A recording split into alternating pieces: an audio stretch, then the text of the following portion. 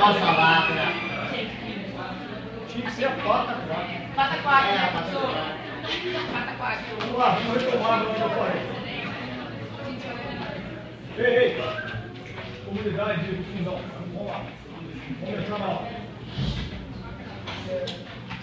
Nós começamos então os princípios funcionais do processo. Eu falei do princípio geral, do processo legal. Comecei a falar dos subprincípios. Falei sobre a afastabilidade, acesso à justiça e juízo natural. Então vamos prosseguir aqui. Contraditório e amplo significa o direito, como o nome já está dizendo, de dizer o oposto. Ou seja, diante de uma tese, eu tenho direito de apresentar antíteses. Em geral, é o direito de quem está no polo passivo, direito ao contraditório. Esse direito é facilmente perceptível nas ações em geral quando o réu é citado para responder. O autor apresenta uma tese na petição inicial e o réu apresenta uma antítese na contestação. Mas existem casos também de contraditório da parte ativa. Então, o contraditório não é exclusivo do réu. Existem casos de contraditório do autor. Exemplo, o réu no curso do processo apresenta um documento. O autor tem que ser ouvido em contraditório. O réu argue determinadas matérias em contestação que exigem réplica. Réplica é o contraditório do autor diante de determinadas matérias que o réu argue na contestação. Quais são as matérias que o réu argue na contestação que provocam a réplica do autor? Defesas processuais, artigo 301, ou fatos impeditivos, modificativos ou extintivos. Nesse caso, quando o réu argue essa matéria, o autor tem direito de dizer o contrário. Okay? Quem pode ler para mim artigo 325 e 327?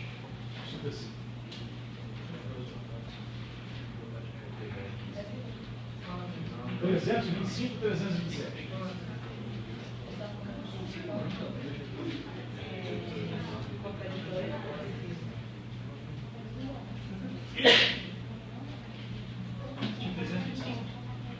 Artigo 325.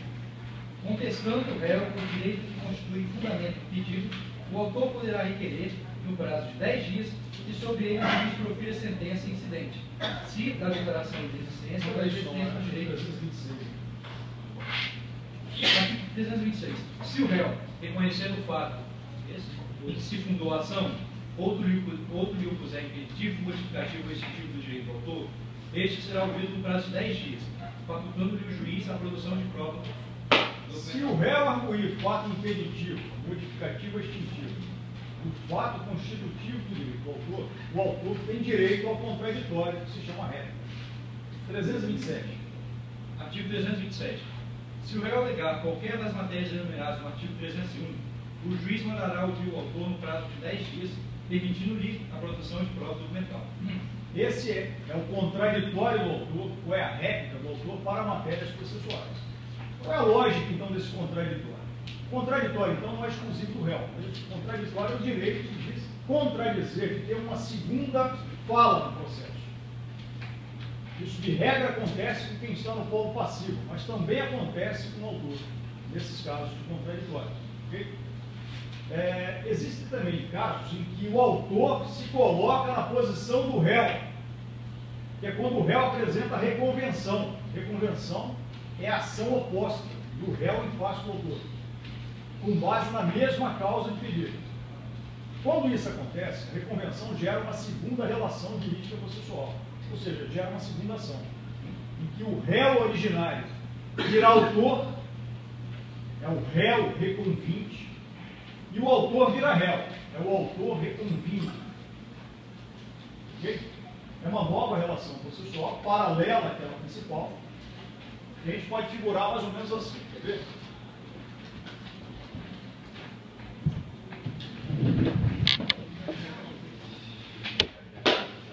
Autor demanda o Estado em face do réu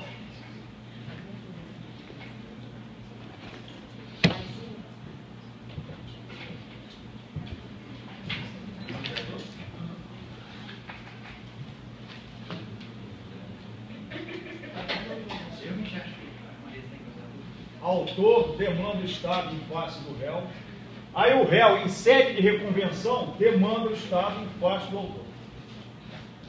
Essa aqui vira a ação principal.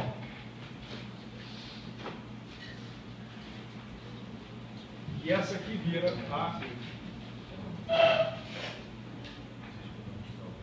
a reconvenção. Ok? Bom, na reconvenção, o autor originário vira réu. E aí ele tem direito ao contraditório. Curiosamente, o réu reconvinte, que vira autor, pode ter direito à réplica.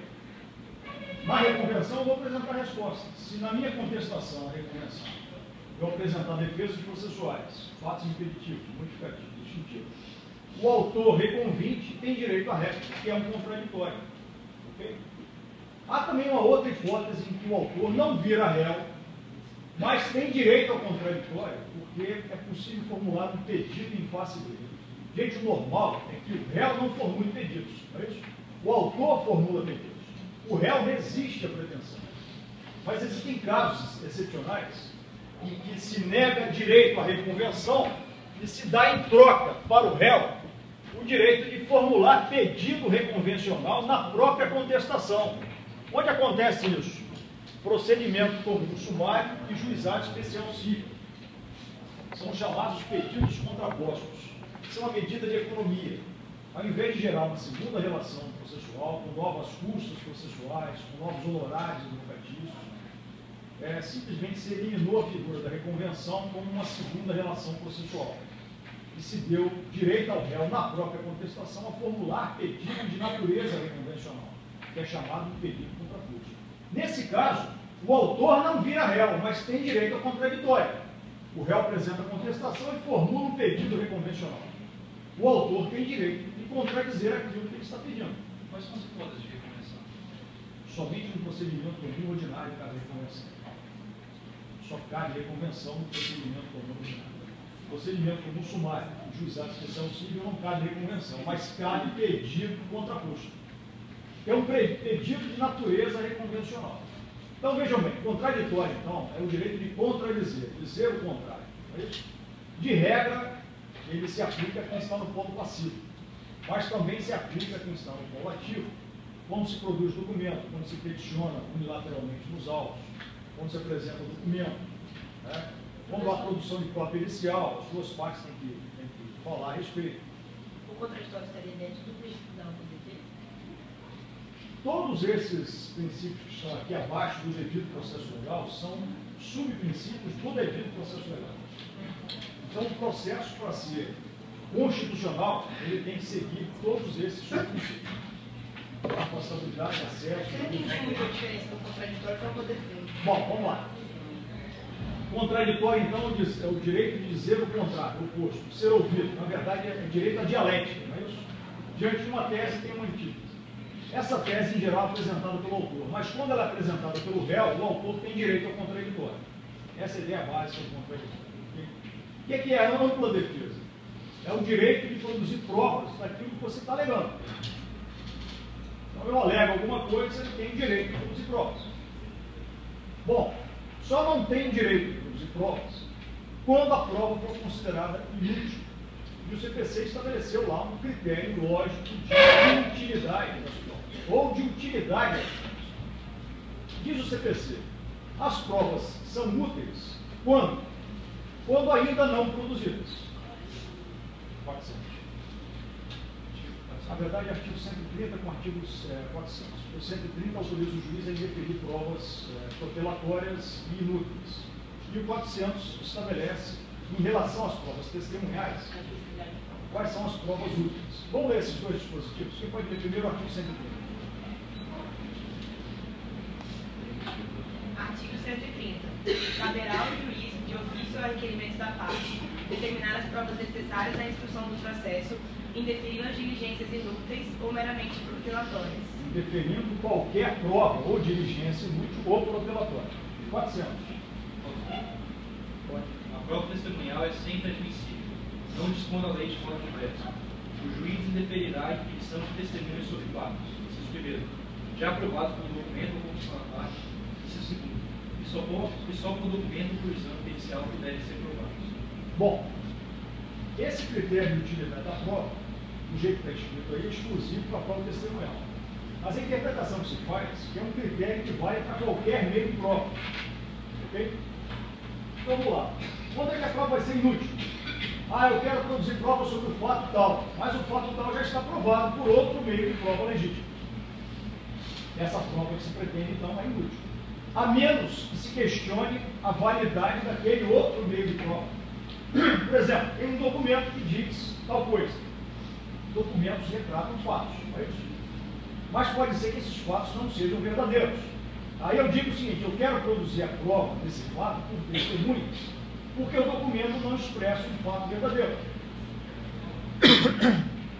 E é por isso que o contraditório é importante. Supondo que eu produzo uma prova documental e o juiz estabelece contraditório. Se a outra parte nada disser sobre o conteúdo desse documento, o conteúdo se presume verdadeiro. O artigo 372 se precisa.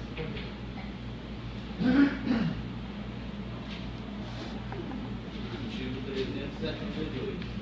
Compete à parte, contra quem foi produzido o documento particular, alegar no prazo estabelecido no artigo 390 se lhe admite ou não a autenticidade da assinatura e a veracidade do contexto, presumindo-se com o silêncio que o tem por verdadeiro. Então vamos supor que eu, na petição inicial, juntei determinada prova documental e fiz menção a ela expressamente na petição inicial, na causa, como meio de prova legítimo de determinado fato. O réu foi citado para responder em 15 dias. Ao contestar, ele não impugna o conteúdo do documento. Logo, o documento foi presumido, o conteúdo do documento foi presumido verdadeiro. Aquele fato documentado é presumido verdadeiro. Bom, aí acontece uma coisa curiosa. Se o documento um fato presumido verdadeiro, ele se tornou incontroverso. Por isso, o fato se tornou incontroverso.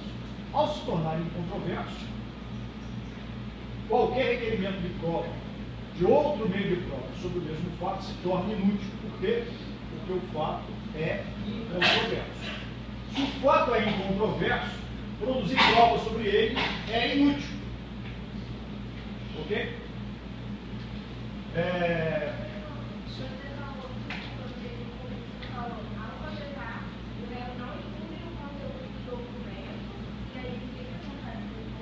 Pelo artigo 372, o conteúdo do documento se presume verdadeiro.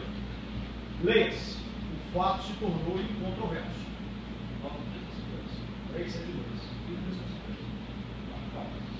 302, eu não falei dele.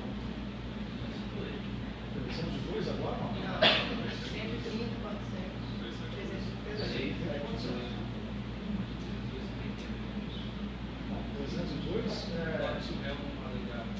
você precisa ter eventualidade. Não tem nada a ver com isso. Vai tornar incontroverso também. Mas não é disso que eu estou tratando aqui, não. Estou tratando de meio de prova. Não das consequências da omissão da defesa, da tese. Okay? Isso também vai gerar incontrovérsia. Vamos pegar o gancho aqui.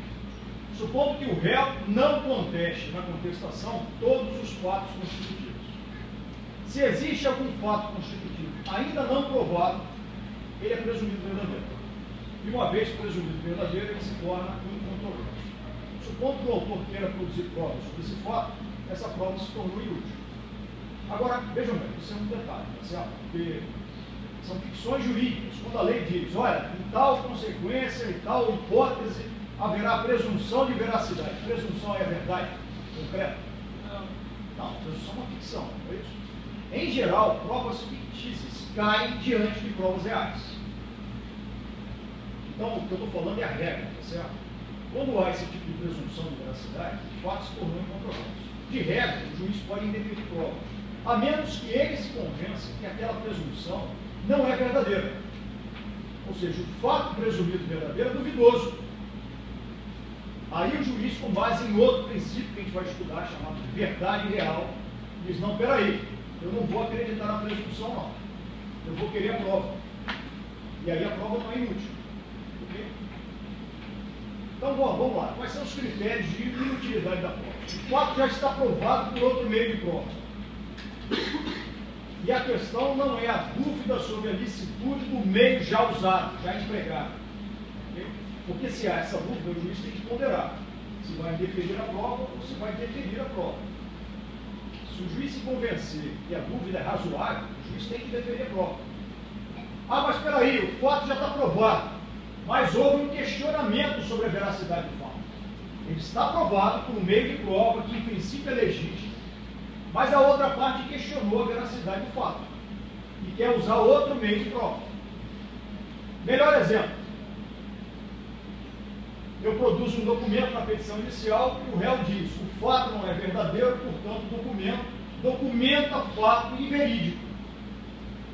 Quero produzir prova testemunhal contra o documento. O juiz não pode deferir. Percebeu? Ah, peraí, mas a prova o fato já estava provado, mas o meio de prova foi questionado, ou o fato foi questionado.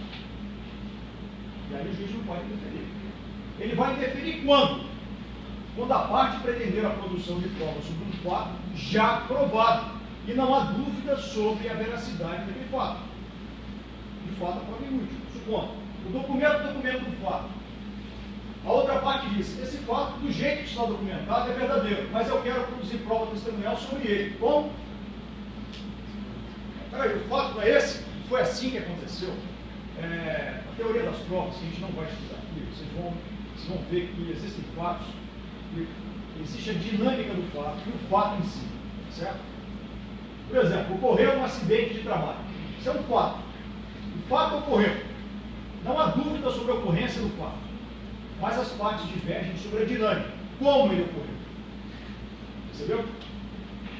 Então, a prova documental, por exemplo, de um acidente de trabalho, não pode não ser suficiente, porque ela retrata um fato que aconteceu, fato em si mesmo considerado, mas não retrata a dinâmica, o que faltou, né? O que levou ao acidente, se houve uma falha, quem foi a falha. Aí você precisa de outros meios de prova. Circunda o fato principal. Não são fatos acessórios.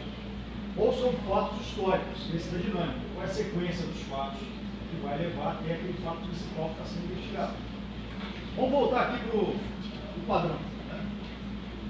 O fato já está provado por outro meio de prova e não há dúvida sobre a ocorrência do fato documentado ou periciado. Produzir outra prova do mesmo fato é inútil. Há controvérsia sobre o fato, ou porque o réu não contestou o fato na contestação, ou porque não contestou o conteúdo do documento. Em princípio, não se admite outra prova, a menos que haja dúvida sobre a veracidade daquela presunção. O fato presumido verdadeiro é duvidoso. O próprio juiz não tem certeza daquela ficção jurídica. E aí o juiz pode deferir a prova. Outra inutilidade da prova é quanto ao meio da produção da prova.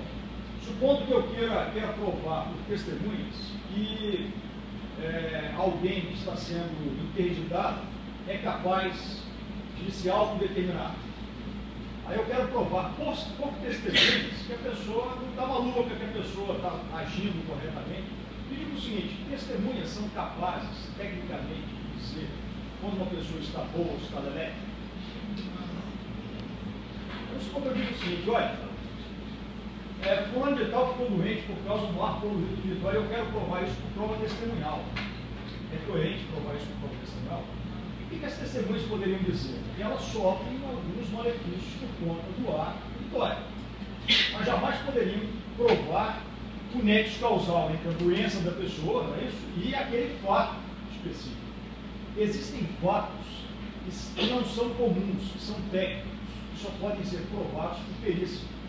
Quando isso acontece, esses fatos não podem ser provados por outro meio de prova. Então, qualquer outro meio de prova é inútil. Nos Estados Unidos, isso é chamado de junk science, a ciência do lixo, porcaria. E como o processo era muito oral, é muito comum esse tipo de prova testemunhal pericial. Você ouve o médico como testemunha, ouve o mecânico como testemunha, ouve, sei lá, um especialista como testemunha. No Brasil, nós não temos esse tipo de prova, a não ser no juizado especial civil, tá certo? Mas nós não temos esse tipo de prova testemunhal técnica, porque nós temos perícia. Se Se o fato é técnico, ele não pode ser provado por outro meio de prova. Qualquer outro meio de prova aí o juiz pode indeferir. Outro exemplo também. Se o fato só pode ser provado por documento formado em caráter ad solemnitate, qualquer outro meio de prova é inútil. Exemplo, eu quero provar a morte sem a certidão de óbito. No processo penal isso é possível. Chama-se corpo de delito indireto. Se a pessoa sumiu, presume-se que ela morreu, você não tem a certidão de óbito, mas você pode provar para perseguir o crime, quer dizer, perseguir o criminoso. Mas no processo civil você não pode fazer isso. Se eu entro com a demanda dizendo, por exemplo, que eu tenho direito à pensão de fulano, que eu sou filho dele, e ele morreu, cadê a certidão de óbito? É documento essencial para o propositor, sem o qual a petição inicial é inépita. Eu não posso provar esse fato no processo civil com testemunhas. Mas aí é diferente. Caso de ausência, eu estou dizendo que não tenho a certidão de óbito porque a pessoa sumiu. E eu quero a declaração de ausência para obter a certidão de óbito. É diferente. É outra demanda. Eu sou pensionista de fulano, eu sou filho dele, está aqui a certidão de nascimento, mas ele morreu. Cadê a certidão de óbito? Sem certidão de óbito, você não vai adiante. Então, também quanto aos fatos que só podem ser provados por documentos formados em caráter ad solemnitate, qualquer outro meio de prova é inútil. Então, o CPC estabeleceu um critério de utilidade de provas para qualquer meio de prova, okay? Não só para as provas testemunhais. Se o fato já está provado, uma dúvida sobre ele, prova é inútil. Se o fato é técnico, só por perícia pode ser provado. Qualquer outro meio de prova é inútil. Se o fato é incontroverso, e não há dúvida sobre a incontrovérsia, sobre a presunção de veracidade, qualquer prova sobre esse fato é inútil.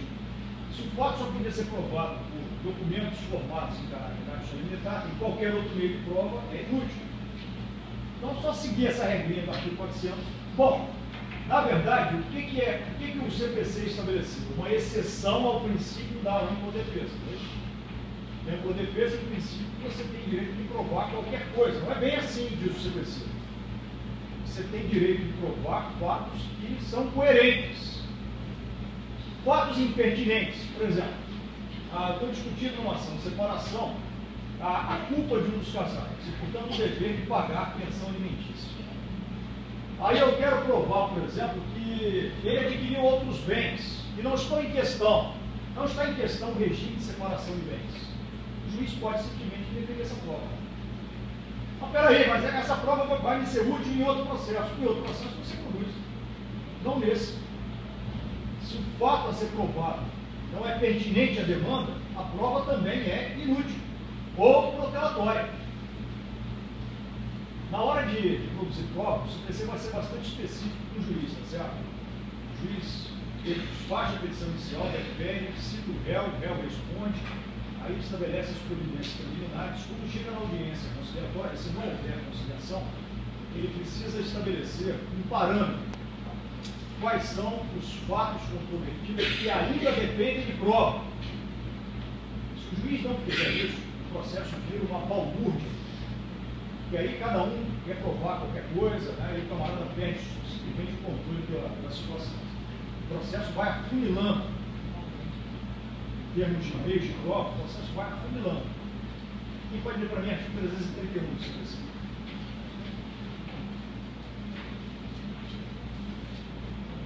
331.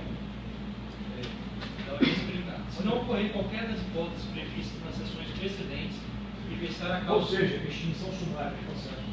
E versar a causa sobre direitos que admitem transação, o juiz designará a audiência preliminar a realizar-se no prazo de 30 dias, para a qual serão as partes intimadas a comparecer, podendo fazer-se representar por procurador ou preposto, com poderes para transigir. Ok, pode prosseguir. Parágrafo 1º. O pedido de conciliação será reduzido a termo e homologado por sentença.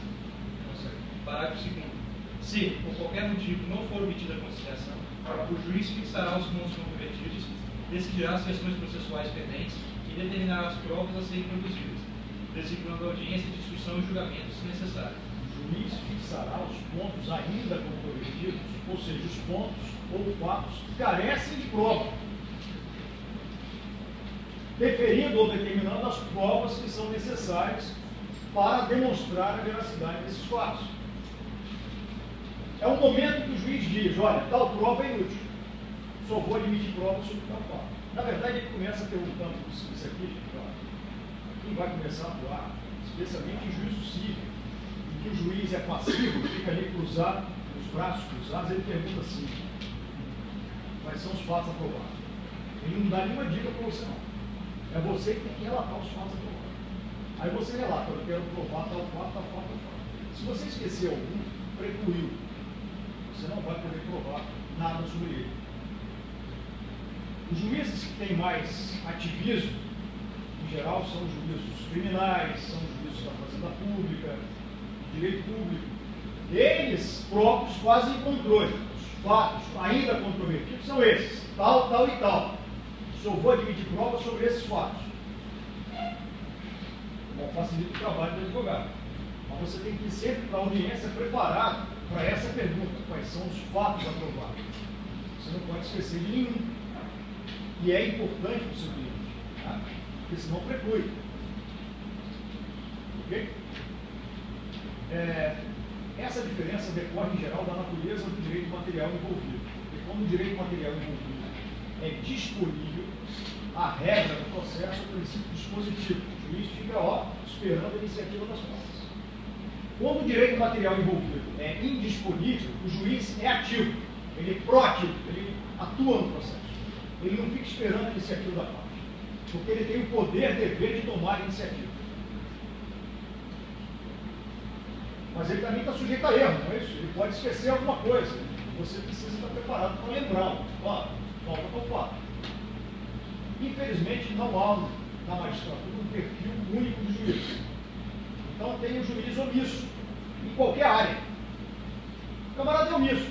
Entende o seguinte, olha, o problema não é meu, o problema é de vocês, se virem. Não sou eu que vou dizer quais são os fatos. E esse juiz também não controla nada, não controla a utilidade de prova, não controla porcaria nenhuma. Todo mundo prova o que quiser, fala o que quiser, fica bom. Bom, quando isso acontece, quem controla a audiência não é o juiz, não é isso? São os advogados que controlam a audiência. Aí a coisa perde totalmente a sua racionalidade. Mas aí provavelmente o camarada tem quem manda na casa dele é a mulher, né? Ou é a sogra, né? Então tem aqueles que não mandam em casa e aí mandam demais no cartório. Né? Então, em casa eu não mando, mas aqui eu mando. Então não há uniformidade, né? Porque tem todos os perfis de juiz. E é por isso que, para quem quer ser advogado, é importante estar preparado para as audiências. A audiência é um tremendo laboratório. Agora, é um laboratório no qual você não pode errar. Né? Isso que é bom a sala de aula. Na sala de aula você pode errar. Então, vamos lá. Vamos voltar aqui.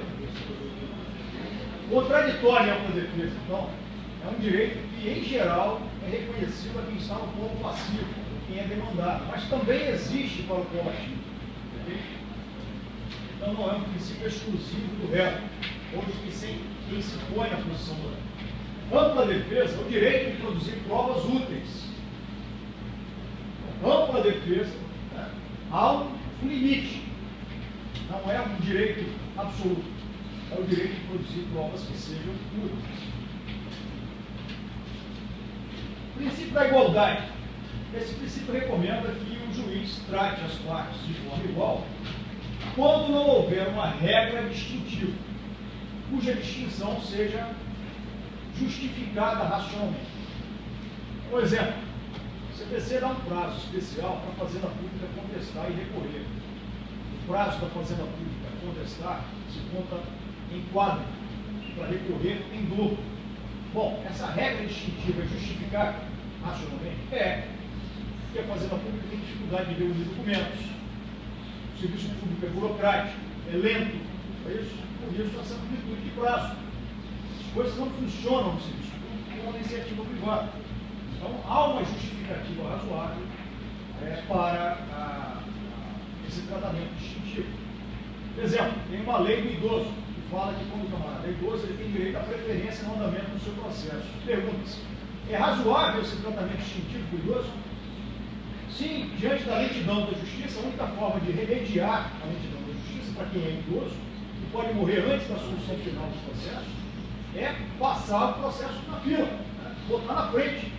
E aí o processo recebe um título, um carimbo, né, de andamento preferencial.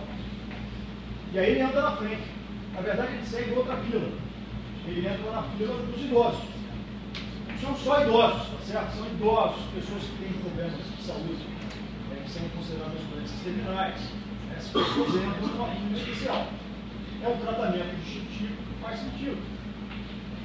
Então, não havendo caso de distinção racional para as partes, o juiz tem que tratá-las igualmente. É isso que recomenda esse princípio. De resto, não é muito diferente do princípio que se aplica nas relações materiais. A lei tem que ser aplicada igualmente. Se todos estão igualmente submetidos à lei. O princípio das provas lícitas. Esse princípio é curioso porque, na verdade, ele é um princípio que recomenda a licitude das provas. E no meio da licitude das provas, recomenda a licitude dos meios de prova. Mas o texto constitucional não tratou da licitude das provas, tratou da licitude dos meios. E isso gerou muita controvérsia depois de 88. Quem pode ler para mim esse inciso 56, artigo 5º da CR? Esse princípio também é conhecido como liceidade das provas. 56. 56. São inadmissíveis no processo as provas obtidas por meios ilícitos. Inadmissíveis no processo as provas obtidas por meios ilícitos. Certo, mas uma questão antecedente. E se a prova for materialmente ilícita? O que é uma prova materialmente ilícita?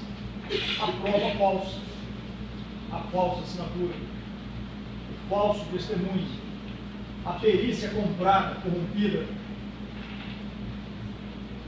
a falsidade de assinatura. Isso é prova materialmente ilícita.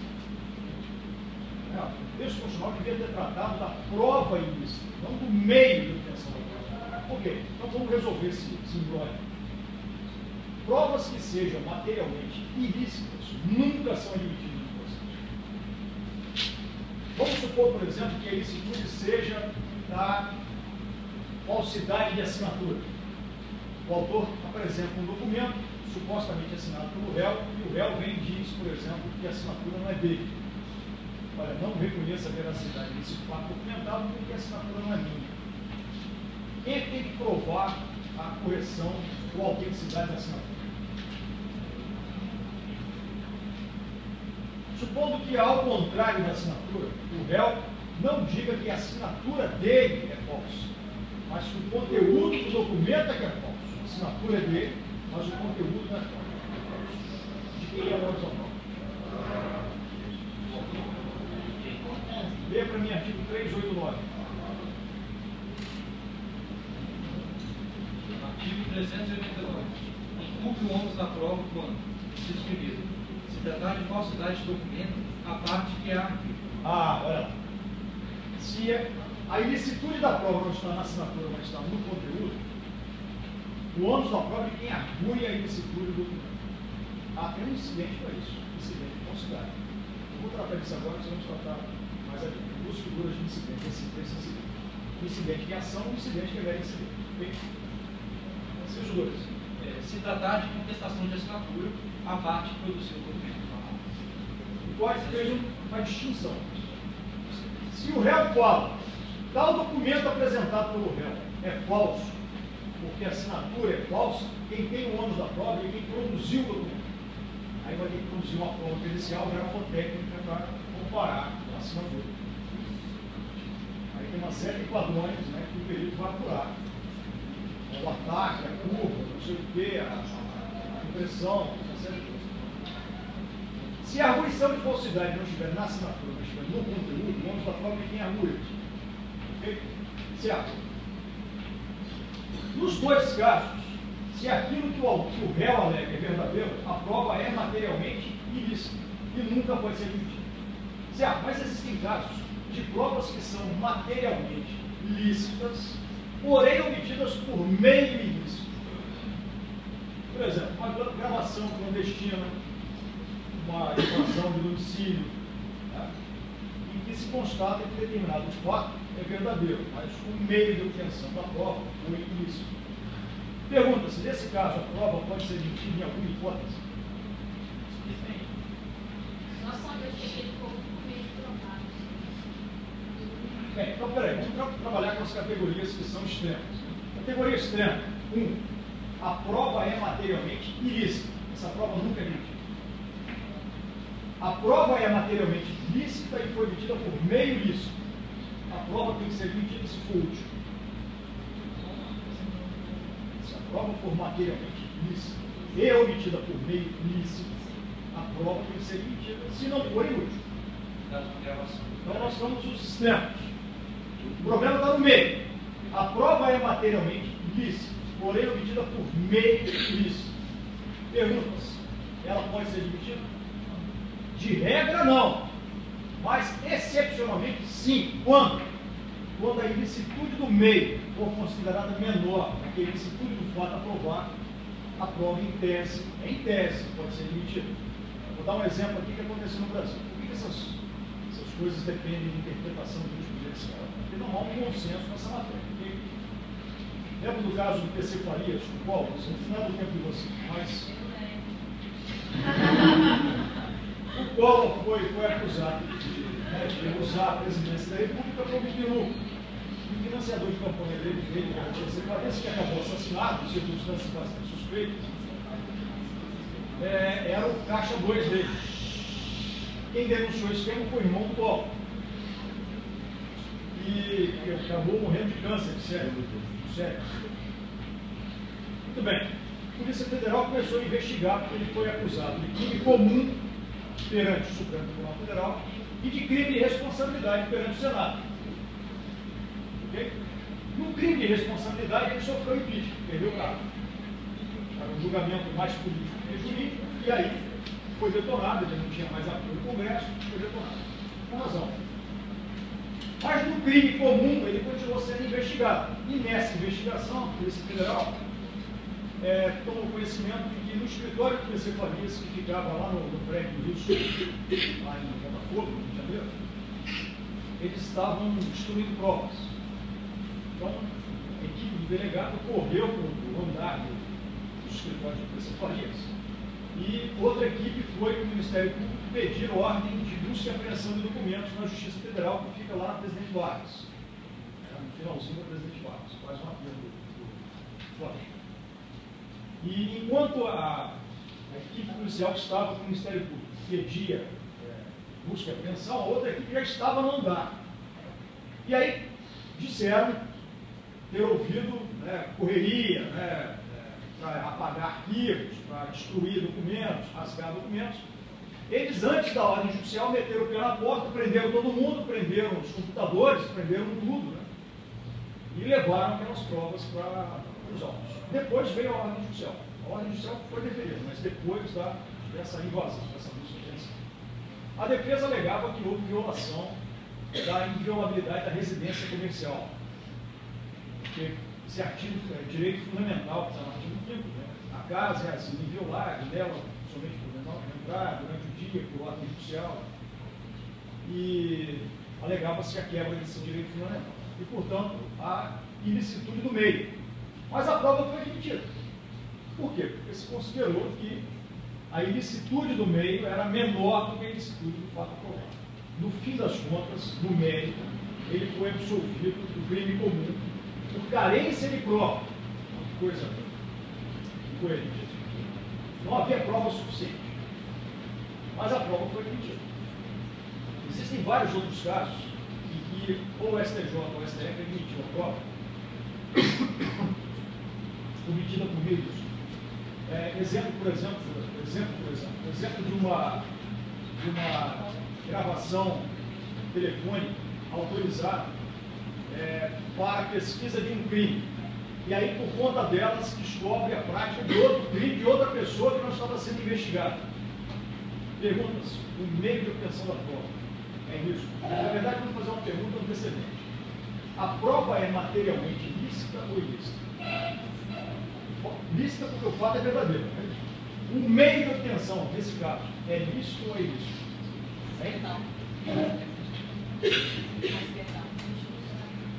Acidental.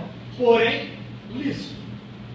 você não produziu, você não forjou, você está investigando um fato com ordem judicial, aí surge na gravação telefônica um outro fato de outra pessoa, você não forjou, você não criou aquilo. Prova obtida também por meio disso. Outra hipótese, a autoridade policial faz um grampo telefônico clandestino para investigar um crime. Crime, por exemplo, de furto de casa. Não obteve ordem judicial. Vocês estão achando que isso não acontece? Bom, aí eles interceptam uma ligação e, segundo a qual, informam um outro crime muito mais grave, por exemplo, um assassinato. A polícia vai lá e consegue evitar o assassinato e prender as pessoas. Vocês vão estudar ainda no direito penal, que se aplica ainda uma velha teoria da fruto contaminado, uma coisa assim. Quando o fruto está contaminado, ele não pode ser consumido, então a prova não pode ser produzida.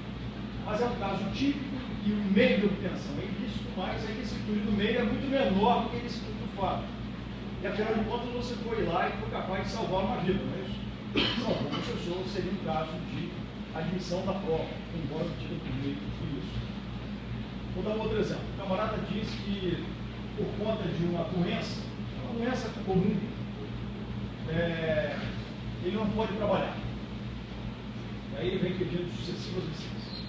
Ou então, o que é pior, alega que tem uma doença do trabalho ocupacional que não permite trabalhar. Por exemplo, o camarada é motorista de ônibus e diz que não pode dirigir sentado, porque tem um forte problema na coluna recorrente, tá? Aquelas condições não ergonômicas. Aí o empregador diz o seguinte: olha, eu tenho como provar que essa pessoa está muito bem fisicamente, que é capaz, inclusive, de carregar engradados e engradados de cerveja no seu próprio bar. Aí a pessoa diz, por exemplo: não, a prova foi obtida por mim isso, foram gravações. Você admitiria a prova ou você não admitiria a prova? Esse é um dos problemas dessa lógica da proporcionalidade. Ela exige que você ouça a prova, que você conheça a prova.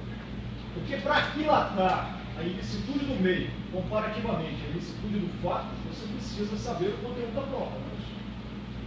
E esse é o problema. Quando você toma conhecimento do conteúdo da prova, você tem a natural tendência de admiti-lo. Porque se o fato é verdadeiro, não é isso? Ok, então vamos usar esse exemplo. O exemplo é verdadeiro, aconteceu, eu fiz a expulsão. O camarada dizia: tem uma doença ocupacional gerada pelas condições não ergonômicas do trabalho. Motorista de ônibus. Já afastado pelo INSS há muito tempo. Aí ele pedia indenização, mundos e fundos de indenização. Porque eu estou incapaz de trabalho, porque eu não consigo andar, e o cara entrou na sala de urgência assim. Tudo bem, o cara de fato pode estar doente, sentou lá. Aí o advogado da empresa veio, o professor disse: doutor, antes de deferir a prova pericial, eu gostaria muito que o senhor considerasse a admissão desse tipo de prova. Nós ouvimos dizer do colega de trabalho que ele é dono de um bar, e no bar ele tem alta desenvoltura. Ele descarrega as caixas de cerveja, ele fecha o bar, ele abre o bar, ele carrega cadeira, mesa, blá. E eu quero provar esse fato. Eu perguntei assim: por quê? Pode provar com testemunhas. Não, nós gravamos. Nós fomos até lá e gravamos. Gravamos mais de um dia, com várias gravações aqui, dele recebendo a carga, dele ajudando a carregar caminhão, descarregar caminhão, fechando a loja, abrindo a loja, pegando cadeira, pegando filho no colo. Aí o advogado, né, a prova foi obtida por meio ilícito, doutor, não pode admitir. Peraí, por quê? Para eu saber se posso admitir ou não, isso não é prova.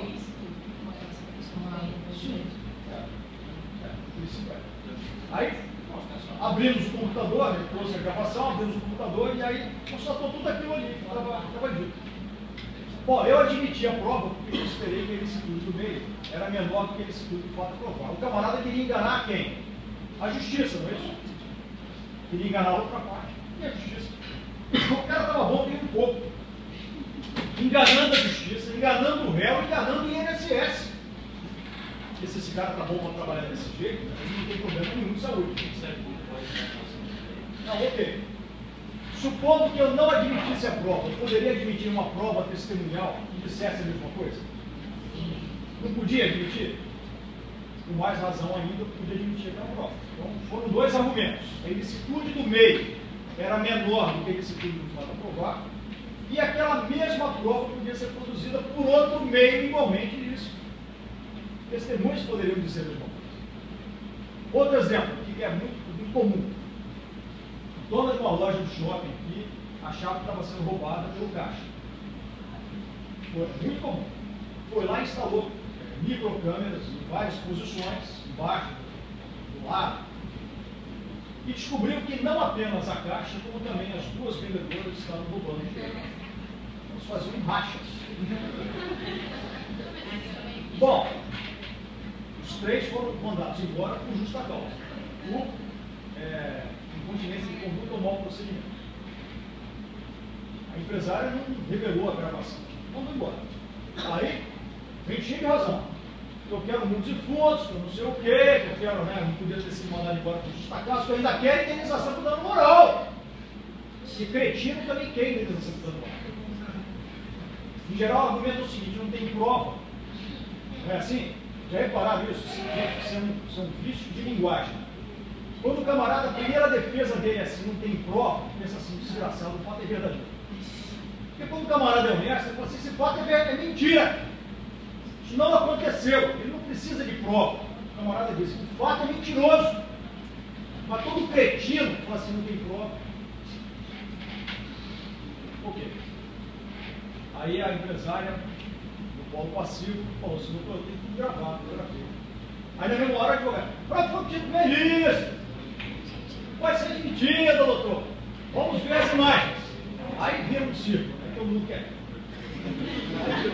Aí está lá tudo provado, pegando dinheiro, escondendo, contando, dividindo o dinheiro, roubando produto, botando na bolsa, roupa. Pergunta, se nesse caso a ilicitude, se é que houve alguma ilicitude no meio, é maior ou menor do que a ilicitude do fato moral? É furto. Ok, agora vamos para a pergunta antecedente. O meio é ilícito? Não por quê? Porque os meios de produção permitem, a propriedade de produção permite a instalação de câmeras. Então a prova é materialmente ilícita e obtida por meio lícito. Eu não entendo muito o conceito de uma prova ilícita. Para mim, gravar, por exemplo, o cara lá gravando um cara lá.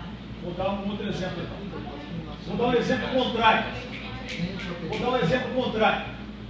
O empregador está armando para mandar alguém embora para o justa causa. Essa pessoa começa a gravar tudo. Ela começa a gravar. Aí ela grava no telefone celular, grava no celular. Pergunta se a prova é materialmente ilícita ou ilícita. Ilícita. Foi obtida por meio ilícito ou por meio lícito.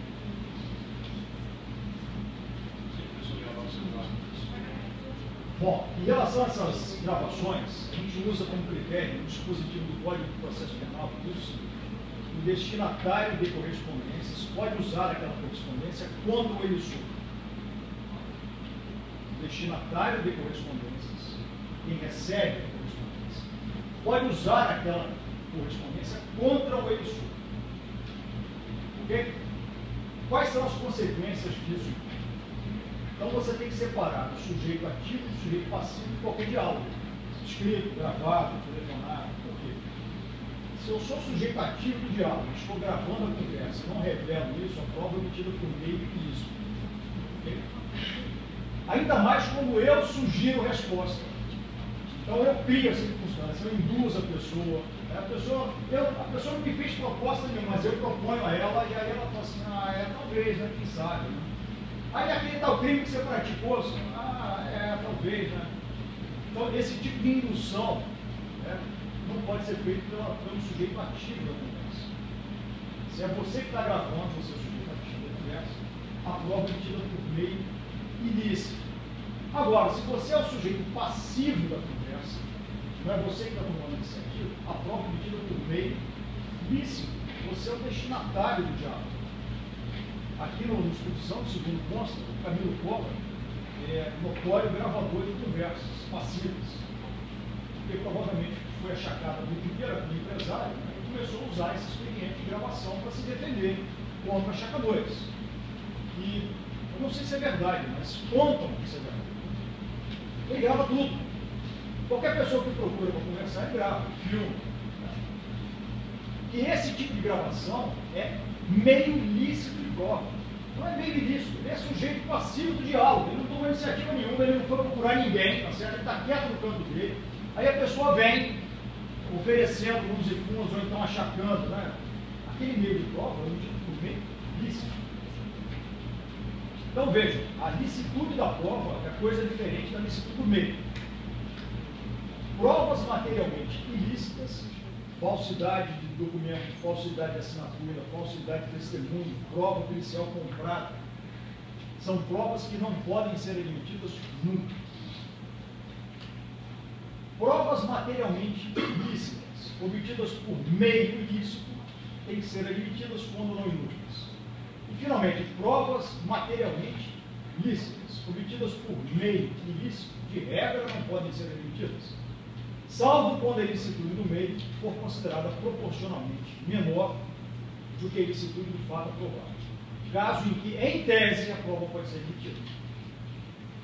Vamos variar aqui nos exemplos de novo. Essa matéria é interessante porque não falta um exemplo. O casal é casado, seja qual for o regime de união de bens, eles dividem um bem comum que é um imóvel, tá certo? Bom, aí o marido faz um grampo no telefone ou invade o computador. O computador não tem senha pessoal, o computador é comum, e no computador ele vai lá e resgata todos os e-mails deletados da mulher ou do marido, né? E comprova uma traição. Pergunta-se, a prova é materialmente ilícita? Foi obtida por meio ilícito ou por meio lícito? Meio lícito. Se o bem é comum. Se o bem não é comum, meio ilícito. Pode ser adorar a fonte da mulher dele. O que o camarada fez? Nesse caso foi julgado pelo STJ. O camarada não invadiu a conta do marido. O camarada chamou um técnico do computador para resgatar o que foi deletado. Era um lixo. Lixo não, foi deletado. O camarada resgatou vários e-mails, enfim, várias conversas que provavam a traição. Foi considerada a prova obtida por meio ilícito. Hipótese número 2, também julgado pelo STJ. Caso de separação. O casal se separou de fato, o camarada saiu de casa. Aí ele cantou aquela famosa música da família, joga as chaves da casa por debaixo da porta, para não ter motivo de pensar numa volta, não tem? Assim, de corno. Uma música de corno. Pois é, aí o camarada fingiu que saiu de casa, entregou a chave para a mulher, mas ficou com uma porta. Quando a mulher saiu de casa, ele voltou em casa e grampeou o telefone. E com um grampo provou a traição. Prova obtida por meio ilícito. Porque não havia mais a comunhão do bem, mesmo na separação de fato, o camarada saiu de casa. Então, cuidado aí com os e-mails e com as demais comunicações na divisão de bens comuns. E a prova pode ser obtida por meio ilícito. O que mais? Bom, lembrei desse caso. Então, ficamos assim. Provas materialmente ilícitas, obtidas por meio ilícito, têm que ser admitidas como inúteis. Provas materialmente ilícitas nunca podem ser admitidas. Provas materialmente ilícitas, obtidas por meio ilícito, de regra, não podem ser admitidas, salvo a hipótese de proporcionalidade. Não estou dizendo que sempre que há em tese o princípio da proporcionalidade, a prova vai ser admitida, não, tá certo? Especialmente no processo penal. Quando vocês estiverem estudando o processo penal, o professor de vocês vai tratar desse princípio específico que se aplica ao processo penal. Lá há uma certa rigidez em relação ao processo penal. O princípio da publicidade. Esse princípio diz publicidade. Todos os atos processuais são públicos. Então, o juiz de regra não pode impedir o acesso do público aos atos processuais, salvo os casos de segredo de justiça. São casos que podem expor a parte a uma exposição pública danosa, injustificável. São casos que podem expor a parte a risco de ameaça, por exemplo. Os casos de segredo de justiça, eu não botei aqui, mas estão no CPC, tá certo? O CPC discriminou lá os casos de segredo de justiça. Pois é, não lembro para isso. mas tem aí no índice. São aqueles casos em que pode expor a moral da pessoa, são fatos que a pessoa não gostaria de revelar em público, são fatos que expõem a pessoa a risco. Tudo isso justifica o segredo de justiça. Quando há segredo de justiça, o juiz pode então fazer a audiência em privacidade. Então ele pede que tudo saia e ele faz a audiência em segredo. Nos demais casos, ele tem que observar a publicidade. A publicidade também se aplica aos atos. Então o juiz não pode praticar um ato, por exemplo, uma sentença não publicada. Ele tem que publicar. Qualquer decisão tem que ser publicada. Porque a parte também tem que ter conhecimento desse ponto. O princípio da duração razoável. Esse princípio ele surgiu na emenda 45 da reforma do Poder Judiciário. E recomenda-se que o processo seja ágil, o mais razoavelmente possível. Bom, o que é um processo razoavelmente ágil? Se você olhar para os prazos do CPC, os prazos são ágeis, mesmo no procedimento ordinário. O prazo para proferir sentença é de 10 dias. Então, a rigor, se você seguir os prazos do CPC, mesmo no procedimento ordinário, o processo tinha que ter fim em 60 dias, no máximo. Mas a gente sabe que na prática não é assim que funciona, porque vários incidentes podem acontecer, uma inépcia da perícia inicial, um vício de citação, uma dificuldade para encontrar o réu, uma dificuldade para encontrar a testemunha, um período que não aceita o encargo, que você precisa de outro, uma prova pericial que é anulada e precisa ser reproduzida, uma testemunha que precisa ser ouvida por carta precatória ou por carta rogatória no estrangeiro. Vários incidentes acontecem que impedem que o processo ande. Esses incidentes não são derivados da própria CPC, mas Não, são incidentes previstos no CPC, mas que acontecem porque o processo não tem uma dinâmica linear, né? Se você fosse seguir assim, o processo vai ter incidente, ou seja, tudo vai acontecer sem nenhum incidente. Pelo CPC, esse processo, qualquer processo tem que terminar no máximo 60 dias. Mas esses vários incidentes acontecem. Você não tem como controlar. Ou os incidentes, ou a estrutura. A estrutura do Poder Judiciário também não é ágil. Então faltam servidores. Existem servidores que, infelizmente, não cumprem o seu dever. Existem juízes que também não cumprem o seu dever. Ou têm um excesso de trabalho absurdo, não dá conta de tudo. Existem juízes que se preocupam com o procedimento, mas não se preocupam com a sentença está cumprida. Então, essas falhas são falhas estruturais. Elas, vejam bem, os processos não demoram apenas por falhas de procedimento, ou seja, os incidentes, ou por falhas estruturais. Acontece com uma soma dessas infelicidades. Na verdade, você tem uma soma de infelicidade que torna os processos lentos. Então, o que essa emenda constitucional criou? Na medida do possível, o juiz tem que otimizar o andamento do processo. Basicamente isso. Olha, com todas as dificuldades, com todos os incidentes, com todas as falhas estruturais, o juiz tem que tentar meios de otimizar o andamento do processo. Um dos meios, que não é uma solução boa, que é parcial, é a ordem preferencial de andamento para quem é idoso ou para quem tem doenças terminais. Não é um critério de duração razoável do processo? É um critério de duração razoável do processo. Também é critério de duração razoável do processo a eliminação de figuras recursais redundantes, embargos infringentes, por exemplo. Um recurso redundante não devia existir. Mas sempre houve receio de suprimir o embargo infringente, porque podia haver alegação de inconstitucionalidade da lei. Agora, isso não vai acontecer mais, porque a própria Constituição diz que são necessários meios razoáveis de duração do processo. Então, em tese, é possível uma lei que restringe as figuras recursais. Emenda 45 da reforma do Poder Judiciário. Então, o que é a duração razoável? É um expediente que hoje permite leis ordinárias que otimizem o processo. Eliminem, por exemplo, procedimentos muito longos, reduzam prazos. A tentativa toda das últimas reformas do CPC, desde 1994, é utilizar o processo. utilizar os procedimentos. Por exemplo, no procedimento como sumário, não cabe mais reconvenção. É uma forma de otimizar o andamento do processo, tornar o processo mais concentrado. Há sempre um prejuízo quando isso acontece. O prejuízo é o contraditório da defesa. Você limita demais o procedimento, você limita as provas, reduz o número de testemunhas, mas são todos meios para tornar o processo duradouro, razoável. Bom, não há um padrão. O razoável é 1 ano, 6 meses, 2 anos, não há um padrão. São práticas tendentes a utilizar o andamento do processo. Essa hoje é uma grande vantagem, porque leis desse tipo dificilmente vão ser questionadas na sua constitucionalidade, porque hoje tem um parâmetro constitucional que permite a edição dessas leis. O princípio da motivação. Esse princípio exige que toda decisão seja fundamentada.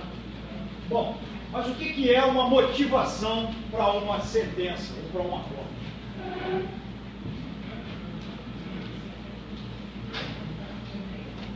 Toda motivação tem que ser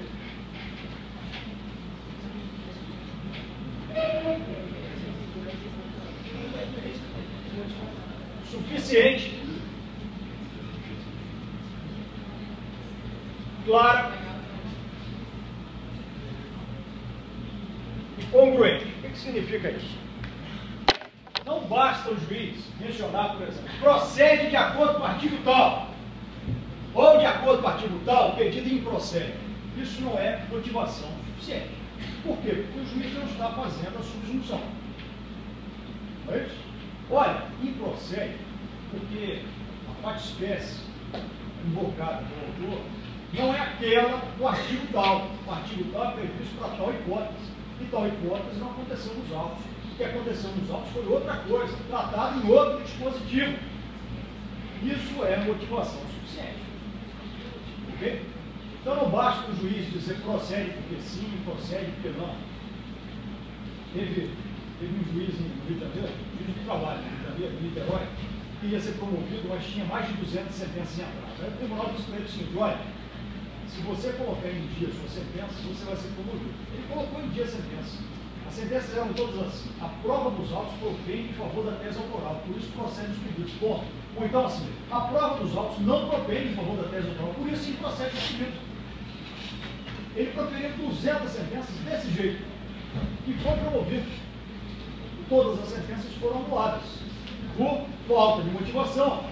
E quem fez as sentenças? O trouxa que foi nomeado titular no lugar dele. Mas então, vou te vai pegar O camarada disse que perdeu o carro. Mas não aconteceu, ele foi promovido. Ele fez. E o outro tem que ir. Quem foi para o lugar dele pensou assim: as sentenças estão feitas, não vão voltar. Todas foram anuladas, voltaram, ele está desvinculado, ele foi promovido. O trouxa fez. Que lindo, né? Isso é maravilhoso. Isso é um defeito estrutural. O camarada que não cumpre seu dever. Isso é uma falha. Mas que os tribunais têm que corrigir, né, com atividades sensórias, né, fazer o controle sensório dessas pessoas. Professor, a motivação então é causa de anulação da sentença. Falta de motivação é causa de anulação da sentença. Então, o que é motivação suficiente? Não basta o juiz citar artigo de lei, ele tem que estabelecer a subjunção. Explicar racionalmente por que procede, por que não procede, por que acredita a confiança a uma prova e não a outra. Ele tem que explicar isso. Bom, suficiência, clareza. O juiz não pode ser suficiente sem ser claro. Né? Então ele é confuso. É uma coisa que é obscura. O juiz tem que ter clareza de raciocínio. Então ele tem que estabelecer o começo, o meio e o fim. O raciocínio suficiente dele. Não precisa escrever tese não, tá certo? A sentença não é para escrever tese, mas tem que ter um encadeamento. Né? Tem que ter uma história. Tem uma premissa menor, premissa maior e uma conclusão. Isso vai nos levar à congruência. Porque, em geral, falta de clareza não é propriamente incongruência. É falta de habilidade mental para colocar no papel o que você está pensando. É aquela pessoa confusa, né? Que vai lá, vem cá, abre um parênteses grande demais, aí depois volta. Isso é falta de clareza.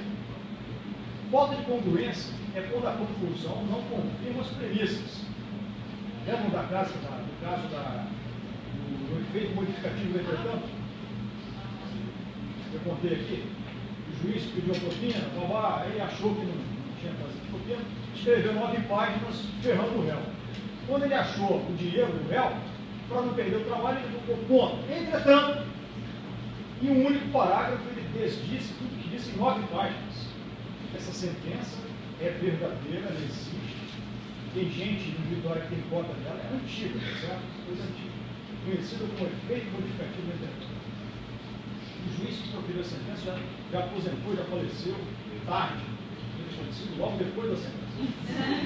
Mas, de fato, faz parte do bestiário, a gente chamava isso de bestiário. Tinha um professor aqui da UFSC que morreu de cirrose hepática, então bebê.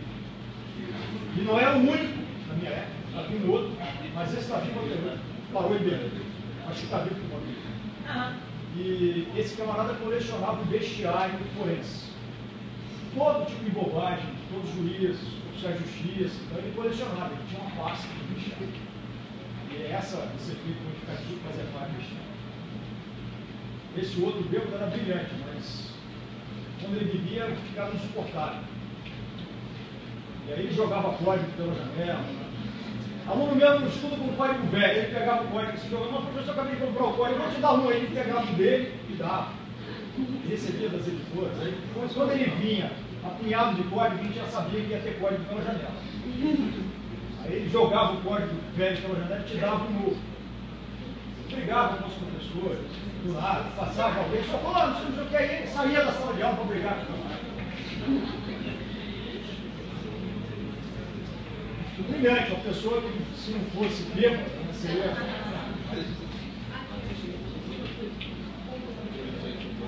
Então, motivação exige suficiência, clareza e congruência. O histórico tem que ser coerente.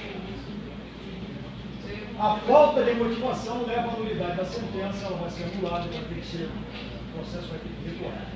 Finalmente, coisa julgada. Entre os princípios expressos. Coisa julgada é o caráter imutável da sentença ou do acordo que decidiu o caso. Há uma diferença no processo civil entre coisa julgada formal e coisa julgada material. Coisa julgada formal é simplesmente quando da decisão, ou seja, da sentença ou do acordo, não cabe mais nenhum recurso. Quando isso acontece, ocorre coisa julgada formal. Se a sentença ou o acordo julgou o mérito, ocorre também coisa julgada material. Então, sempre que há coisa julgada material, também há coisa julgada formal. Mas nem sempre, quando há coisa julgada formal, há coisa julgada material. Coisa julgada formal. Quando da sentença ou do acordo, não cabe mais recurso. Ponto. Só isso. Para responder essa pergunta, você ainda não respondeu qual foi o conteúdo da decisão, certo? Você simplesmente diz, se da sentença ou do acordo, seja qual for o conteúdo deles, não couber mais recursos, ocorreu coisa julgada formal. Por quê? Porque aquela sentença ou aquele acordo se tornou modificado naquele processo. Agora, se a sentença ou o acordo julgou o mérito, ocorreu também coisa julgada material. E aí aquilo que foi decidido se tornou imutável naquele processo e em qualquer outro.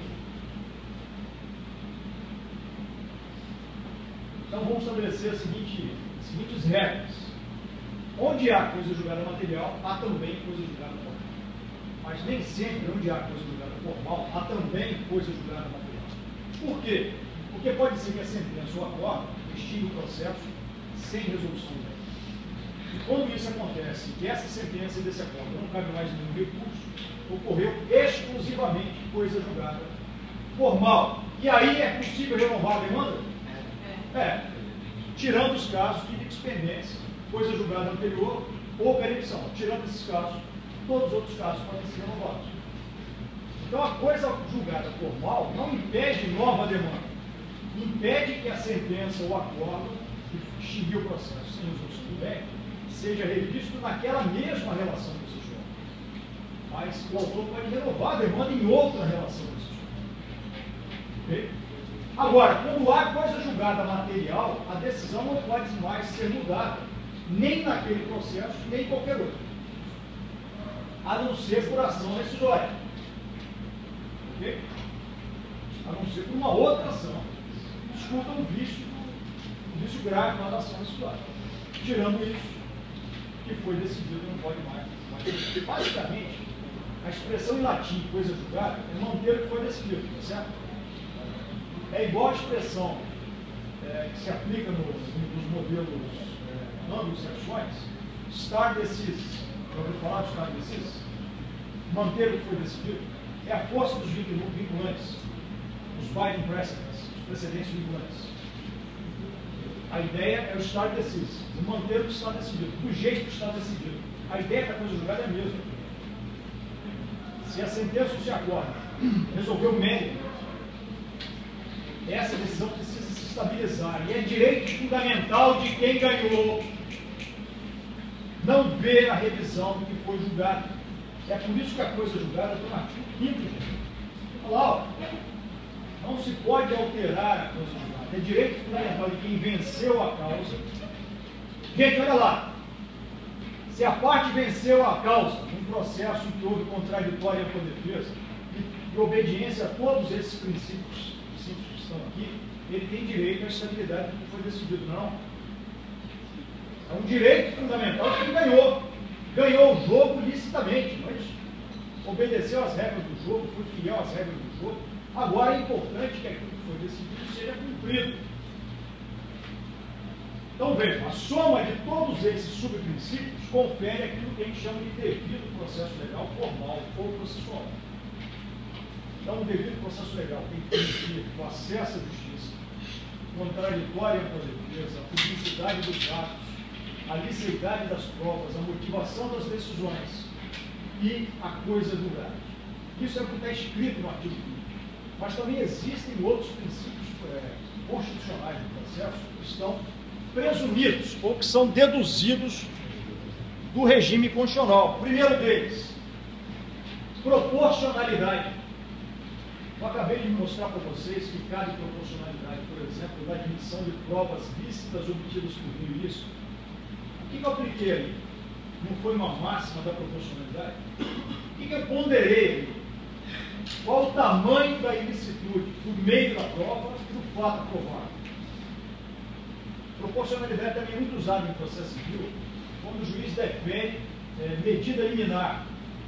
Em geral, medida liminar é quando há uma urgência, por isso o autor não pode esperar a sentença. Bom, em geral, a medida liminar é feita sem sequer a oitiva do réu, ou seja, sem contraditória com a defesa. Pergunta se é possível que isso aconteça? Que o juiz liminarmente defira alguma coisa ao réu, sem sequer ao autor, sem sequer ouvir o réu? É quando o estado de urgência for considerado mais importante para o exercício do direito do que o contraditório com a defesa do réu. Eu estou estabelecendo aqui um cálculo de proporcionalidade. Mas quando o risco de perecimento do direito do autor for tão grande que justifique a antecipação do exercício desse direito, esse direito, então, é preferível naquele momento ao contraditório com a defesa do réu. Gente, é por isso que esse tipo de medida é excepcional, isso não é a regra. Então, o autor, para conseguir medida liminar, ele tem que suar a camisa. Ele tem que demonstrar muita certeza do direito. Tem que ter prova pré-constituída do direito. O código chama isso de verossimilhança da alegação. Prova inequívoca do direito alegado e verossimilhança da alegação. O que significa isso? Que das provas que o autor produziu até então, que não houve ainda a fase instrutória, não é isso? A prova é tão confiável, o histórico é tão confiável, que o juiz pode acreditar nela. Verossimilhança da alegação. Tem outros requisitos também. Reversibilidade da medida. A medida em geral tem que ser reversível. Porque depois de estabelecido o contraditório com a defesa, pode ser que aquele histórico do contorno não seja lá essas coisas, né? Tão verossímeis assim. Então o juiz tem que ter alternativa e voltar atrás. E, sobretudo, tem que haver um risco muito grande ao perecimento do direito. Então tem que haver uma urgência, são vários requisitos associados. Tem que haver uma urgência muito grande e autoriza o juiz a liminarmente antecipar alguma coisa para o autor, antes de ouvir o réu. Então, proporcionalidade não é propriamente um princípio, é uma máxima, é um axioma. E você não vai encontrar proporcionalidade colidindo com outros direitos fundamentais. Não é um direito fundamental. É um critério de solução de colisão entre direitos fundamentais. No caso da prova lista, quais são os direitos fundamentais que estão envolvidos? Entre quem produz a prova e quem tem contra si a prova produzida. Qual o direito fundamental, os direitos fundamentais envolvidos? Direito fundamental de quem produz a prova, ampla defesa. Direito fundamental de quem tem a prova produzida contra si, direito à licitude das provas. Não são dois direitos fundamentais? Se eu estou fazendo um cálculo de proporcionalidade aqui, é para calcular qual direito fundamental naquele caso específico é preferente. Eu não elimino o outro, mas eu estabeleço uma relação de precedência. Quando eu antecipo tutela liminarmente, quais são os direitos fundamentais envolvidos? Do lado passivo, contraditório com a defesa. Do lado ativo, eficácia do direito material. E eu estou, de novo, ponderando aqui dois direitos fundamentais, sem eliminar nenhum dos dois. Eu estou estabelecendo uma ordem de precedência ou de importância. Efetividade das decisões e dos direitos materiais é justamente aquilo que justifica antecipações de tutela liminares. Segurança jurídica das partes. Em geral, isso está ligado aos outros subprincípios. Né? Publicidade gera segurança jurídica às partes, porque gera previsibilidade. É isso? Igualdade gera segurança jurídica às partes. Motivação gera segurança jurídica às partes. Então, em geral, segurança jurídica das partes é um princípio do direito fundamental e faz uma amálgama dos vários outros direitos fundamentais antecedentes. E, finalmente, duplo grau de jurisdição. O que significa isso? É o direito de não se conformar com a decisão. É o direito de recorrer. Recorrer para outro órgão jurisdicional diferente daquele que proferiu a decisão. E se você recorre para o mesmo órgão, não tem um duplo grau, é o mesmo grau, não é isso? Então você tem que recorrer para o segundo grau. Bom, nós vimos que na estrutura judiciária brasileira você começa as causas do primeiro grau, e aí você tem um recurso para um tribunal, né, ordinário, e dali para cima existem tribunais extraordinários. STJ para matéria federal, ordinária, e STF para matéria constitucional. Ok. Haveria então no terceiro grau, o primeiro grau, o segundo grau, o terceiro grau? Recurso especial, recurso extraordinário são recursos de terceiro grau? Não há um terceiro grau. Duplo grau significa o direito de recorrer a outra instância. Mas não há um terceiro grau. O que existe é um grau extraordinário. Por quê? Quando se vai ao STJ ou ao STF, você não vai em caráter ordinário. Qual a diferença entre a instância ordinária e a instância extraordinária? Na instância ordinária, que é o primeiro e segundo grau, você discute fatos e fundamentos jurídicos. Vai tudo junto, misturado. Agora, para recorrer ao STF ou ao STJ, você não recorre mais de fatos. Você só recorre da tese jurídica. Portanto, é uma instância extraordinária. Ou para discutir lei federal, direito federal ordinário, ou para discutir direito constitucional. Você só discute a tese, não discute mais fatos. Então não há um terceiro grau. Há um grau extraordinário. Existe o grau ordinário inicial, que é singular, um juiz só. O grau ordinário de segundo grau, que é colegiado, são os tribunais. E existe o grau extraordinário. Mas tudo faz parte do duplo grau, tá certo? Recurso especial, recurso extraordinário, fazem parte do duplo grau. Bom, existe alguma hipótese em que não há duplo grau? Existe. Causas de alçada. Causas de alçada são aquelas cujo valor é muito baixo e, nesse caso, não cabe apelação, cabe embargos infringentes. Então, na Justiça Federal, são raros os casos, tá certo? Mas as causas têm um valor muito pequeno e, nesse caso de causas de valor muito pequeno, não cabe apelação, cabe embargos infringentes. Vão para o mesmo juiz, não vai para a distância superior. Tá certo? Juizado especial civil, por exemplo, não cabe apelação. Cabe um recurso ordinário que não vai para o TJ, vai para o colegiado de juízes. No primeiro grau. Tem um duplo grau ali, que é atípico. É um duplo grau atípico, que é da mesma instância, não é outra instância. Bom, nesse caso, da decisão do colegiado, cabe algum outro recurso? Em tese, só cabe recurso extraordinário, não cabe recurso especial, porque recurso especial só cabe decisão de tribunal. Como isso não é um tribunal, no colegiado não cabe recurso especial. Mas cabe, em tese, recurso extraordinário. Quando? Quando houver matéria constitucional. Porque, nesse caso, essa primeira instância foi também única instância. E aí cabe, em tese, recurso extraordinário. Ah, mas peraí, isso não é inconstitucional? Não, não é inconstitucional. Faz parte da otimização do processo, são causas de pequeno valor, de pequena complexidade. Não faz sentido você movimentar todo o aparato judiciário. Porque, em última análise, inclusive, cabe recurso extraordinário. Ok? Bom, na aula de amanhã, nós vamos prosseguir com os princípios que estão no CPC. E eu vou mandar para vocês um grupo de exercícios, tá certo? Se houver tempo, a gente faz os exercícios amanhã no segundo horário. Se não der tempo, eu esgoto a matéria e faço o gabarito, tá certo? E a gente faz a prova na sexta-feira seguinte, no primeiro horário. Ok?